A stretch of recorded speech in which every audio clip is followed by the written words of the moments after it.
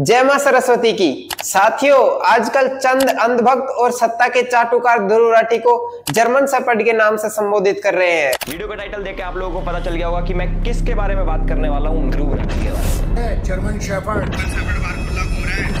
अरे हम थोड़ी देर क्या सोगे, हमारा कुत्ता घर में तो नहीं करता। जर्मन शेपर्ड ही तो है, उसके लिख लो भाई। जर्मन शेपर्ड कुत्ते पालना बहुत डिफिकल्ट है भाई, बहुत डिफिकल्ट है। देखो अब सब समझ गए क्यों? क्योंकि जर्मन शेपर्ड हिंदुस्तान के अंदर ना एक अब उस जर्मन शेपर्ड की फोटो लगा के बैठे। बाप रे।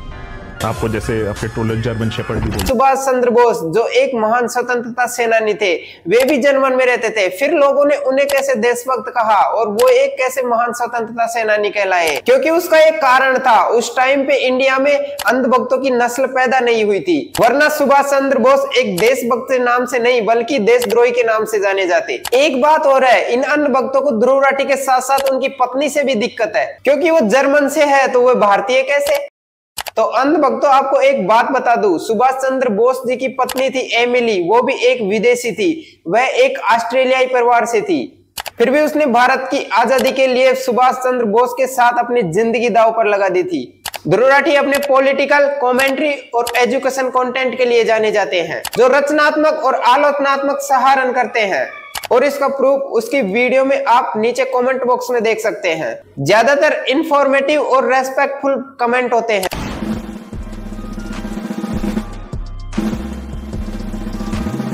दूसरी तरफ छपरी लोगों के सरदार या फिर उनकी जैसी मानसिकता वाले बेवकूफ लोग जो अक्सर गंदी भाषा का उपयोग करते हैं। माँ बहन की गाली इनके लिए आम बात है। गाड़ी पर श्री राम की तस्वीर होती है और खुद को श्री राम का भक्त कहते हैं, लेकिन जब ये दूसरों की बहन बेटी और बीवियों को गाली देते हैं तब इन्हें श्री राम याद नहीं आते। अपने आप को श्री राम के भक्त कहने वाले लोगों, श्री राम दूसरों की बहन बेटियों और बीवियों की इज्जत करते थे, तुम्हारी तरह उनकी खिल्लियां नहीं उड़ाते थे। लेकिन ये लोग इतनी घिनौनी हरकतों के बाद भी अपने आप को श्री राम भक्त बुलाते हैं। राम भाई, सभी लोगों को welcome back to my YouTube channel. और एक बार जल्दी से वीडियो को पॉज करो और ना कमेंट सेक्शन में लिख के आओ कि क्या तुमने मुझे मिस करा। किसी कारणवश मेरे को वो चीजें छोड़नी पड़ी, बट भाई मैं जितनी भी लड़कियां सुन रही है ना इस चीज को, भाई थोड़ा सीरियसली लेगा। मैं मजाक करते रहता हूँ, तुमने सब सुनी as a brother, as a big brother, small brother या फिर एज अ फ्रेंड सुनना इस बात को।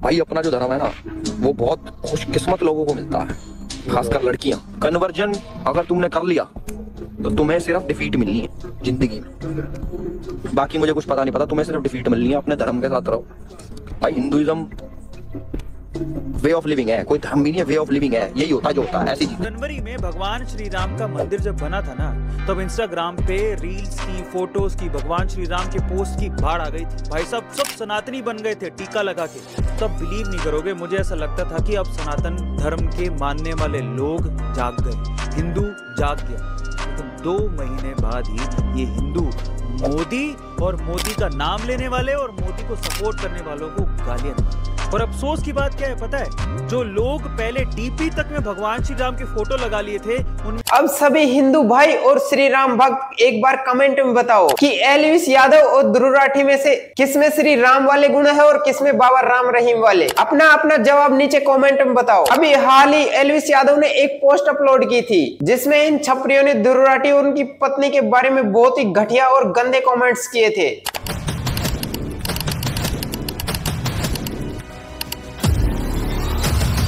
अब इन सभी छपरियों से मेरा एक ही सवाल है कि तुम्हारे घर में भी बहन बेटी और बीवियां हैं और तुम सबने भी इसी प्रोसेस से जन्म लिया है जैसा कि हर इंसान लेता है। अगर प्रेगनेंसी के टाइम पे तुम्हारी माँ से किसी ने ये सब बोला होता तो तुम्हें कैसा फील होता?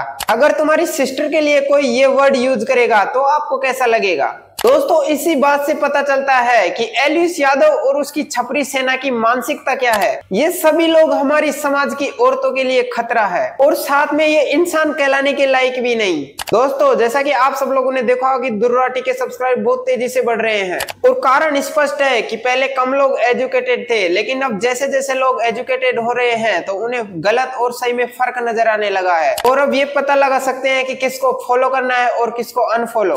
और आने वाले टाइम में ध्रुव राठी के साथ और लोग जुड़ेंगे और ऐसे छपरियों से देश को मुक्ति मिलेगी, साथ ही देश के युवाओं की मानसिकता बदलेगी। जय हिंद साथियों, आज के लिए इतना ही काफी है। मिलते हैं अगले वीडियो में, तब तक के लिए वीडियो को लाइक करो, अपने विचार कमेंट में छोड़ो और चैनल को सब्सक्राइब कर दो।